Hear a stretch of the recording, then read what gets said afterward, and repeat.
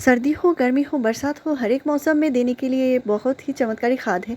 और इस एक ही खाद में आपको पौधे में देने के लिए पोटेशियम, कैल्शियम, माइक्रो न्यूट्रिएंट्स सारे ही मिल जाएँगे। साथ ही साथ ये कीड़े-मकोड़ों से भी बचाएगा।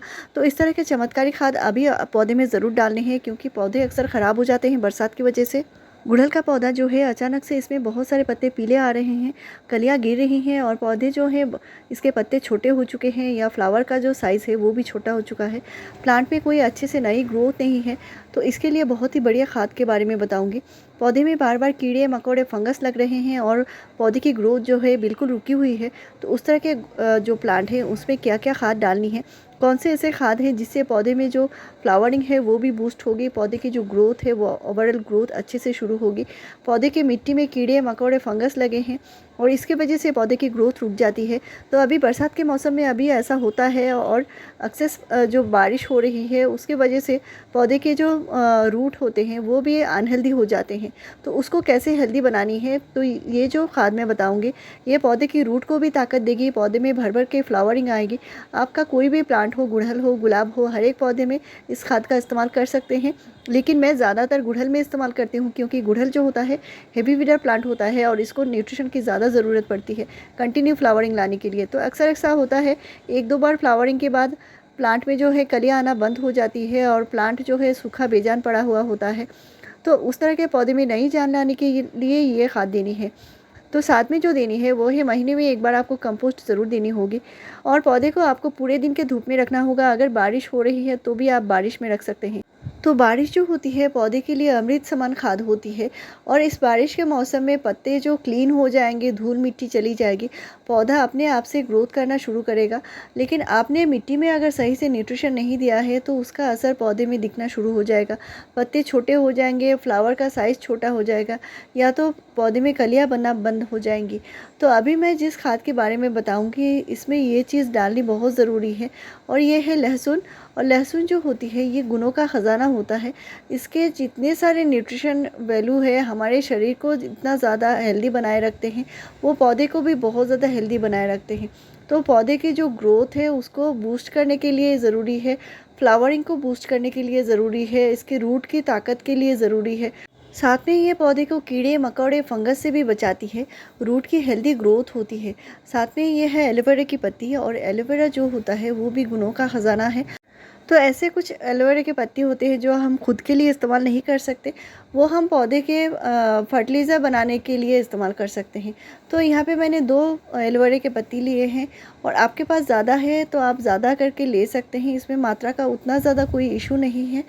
साथ में मैंने लिया है यहाँ पे नीम खली। और नीम खली जो है मिट्टी में कीड़े मकोड़े फंगस लगे हैं तो उनको भी ये दूर भगाती है। नीम खली में बहुत सारे ऐसे माइक्रो न्यूट्रिएंट्स भी होते हैं जो पौधे के लिए बहुत ज़्यादा ज़रूरी है। और इस बरसात में आप इस तरह के खाद से पौधे में बहुत सारा नया ग्रोथ ले सकते हैं, फ्लावरिंग ले सकते हैं। और ये जो चीज़ है मैं डाल रही हूँ ये है एलोवेरा की पत्ती, और नीम खली मैंने 1 टीस्पून भर के दिया है। तो इस तरह के खाद मैं बड़े से बकेट में बना लेती हूँ, और एक साथ बहुत सारा खाद बन जाती है। तो हर एक पौधे में आप डाल सकते हैं। साथ में मैंने लहसुन के 2 कलियाँ लिया है, और इनको बनने के लिए 2 दिन टाइम लगेगा, ताकि इसके जो न्यूट्रिशन है वो बहुत अच्छी मात्रा में बने और पानी में वो आ जाए। साथ में मैं गुड़ ले रही हूँ जो बहुत बढ़िया है रूट को ताकत देने के लिए, पौधे को न्यूट्रिशन देने के लिए और मिट्टी को उपजाऊ बनाए रखने के लिए। और ये जो खाद है इसके फर्मेंट होकर इसके जो ताकत है वो कई गुना बढ़ जाएगी। तो मैंने ½ टीस्पून गुड़ लिया है, और ½ लीटर पानी में इसको अच्छे से डाइल्यूट कर लेनी है, अच्छे से घोल लेनी है। तो गुड़ का इस्तेमाल आप कई तरीके से कर सकते हैं, इस पर भी मैंने कई सारे वीडियो शेयर किए हैं।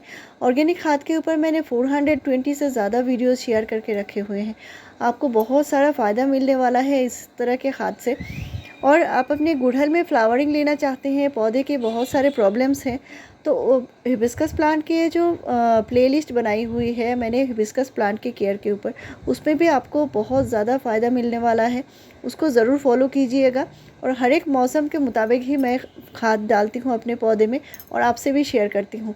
तो इस खाद को बनाने के लिए किसी छायादार जगह पर ढक कर रखना है 2 दिन के लिए, और 2 दिन बाद ये बिल्कुल रेडी हो चुकी है। तो इसको जो देना है आपको किसी भी पौधे में देना है तो उसकी मिट्टी थोड़ी सी ड्राई हो तभी देना है। यानी बरसात है और मिट्टी गीली है तो आपको ये खाद बिल्कुल नहीं देना है, क्योंकि गीली मिट्टी में खाद डालेंगे तो उसका कोई भी असर आपको नहीं दिखेगा, पौधे में इसका कोई फ़ायदा नहीं होगा। और रूट गीली मिट्टी में क्या होता है, रूट अपना न्यूट्रिशन ले नहीं पाते, तो इसके लिए मिट्टी थोड़ी सी ड्राई हो तभी आपको देना होगा। तो इसको छानना बहुत ज़्यादा ज़रूरी है और छान के ही इस्तेमाल करेंगे। तो लहसुन की जो स्मेल होती है उससे कीड़े मकोड़े फंगस चले जाते हैं और ये आपको ज़रूर इस्तेमाल करनी है। अगर आप खुद के लिए इस्तेमाल नहीं भी करते तो भी आपको पौधे के लिए इस्तेमाल करना होगा, और ये पौधे के हेल्थ के लिए बहुत ज़्यादा ज़रूरी है।